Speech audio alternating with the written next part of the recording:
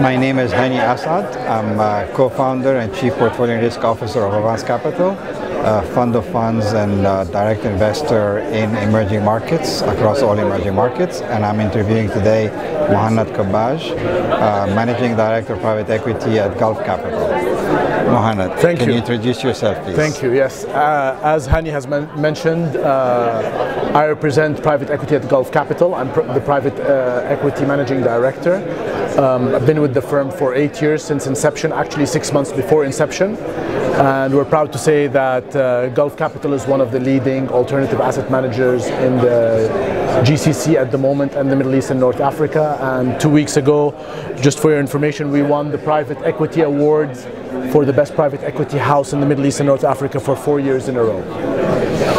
So congratulations on that. Thank you, yeah, it was very exciting. And let me start by asking you, how do you define GCC and how do you compare GCC versus MENA in the context also of private equity? That's a very good question because all our LPs ask that question.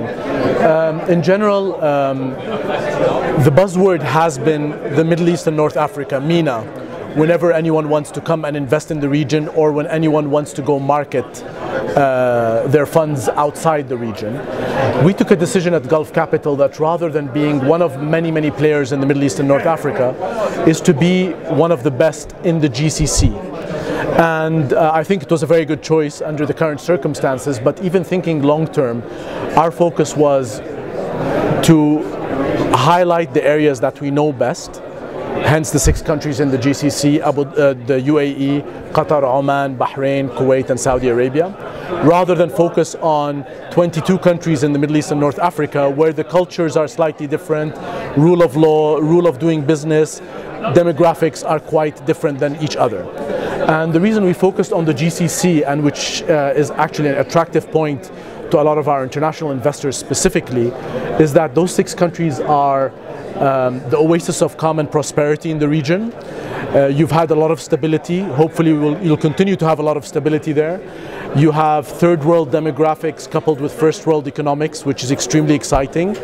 You have 6 countries that are members of the World Trade Organization, excellent rule of law, excellent anti-corruption and transparency laws, and you have the currencies that are pegged to the US dollar. I mean, Kuwait, yes, has a basket which is majority US dollar.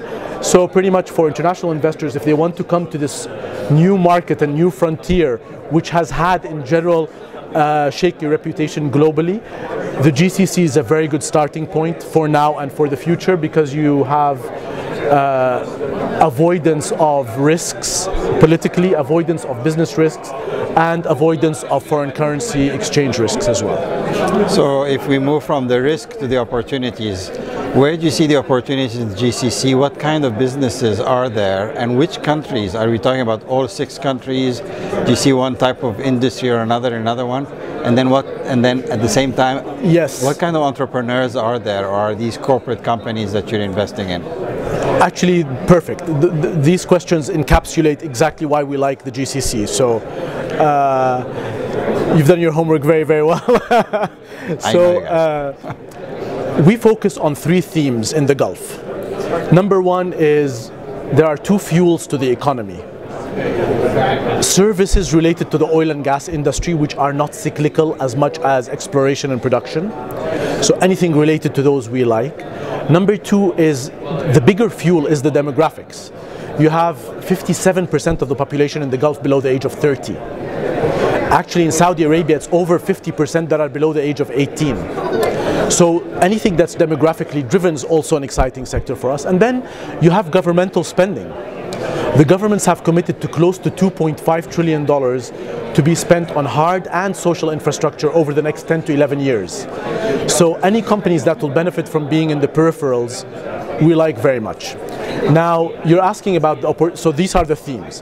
In terms of the opportunities physically, they differ from country to country, but there are 3 areas also where we focus on in terms of finding specific deals, especially on a proprietary basis. Number 1 is family businesses control 70% of the private markets and the non-oil GDP in the GCC. Many of them are in second or third level of succession. So we look at those families, we talk to them and see who needs institutionalization of their core businesses, or who are looking to cash out and possibly divest their well-performing non-core businesses. Number two is you have a lot of companies that are expat-owned or an expat joint venture with local representatives, and those were the companies that were set up 30, 40 years ago. We focus on those because the owners are usually in their late 60s, early 70s and looking to retire, and they've actually built very sizable companies. And third, last but not least, is, as you had mentioned, the entrepreneurs. Entrepreneurs came to the region because there's a fantastic infrastructure for people to set up businesses autonomously or in joint ventures, and at the same time it's tax-free. You have a very, very good standard of living. So entrepreneurs flock to the region, and it's on the cusp of 3 continents, and hence for logistics it's a very exciting place to be. So within an 8-hour flight you cover 2/3 of the world's population and 2/3 of the world's economy.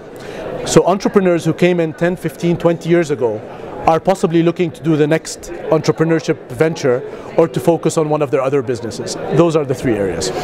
Thank you, Muhannad. This is a very good synopsis of the business opportunities in that region, which is very different than other regions. So thank you for that. I appreciate that. Thank you so much.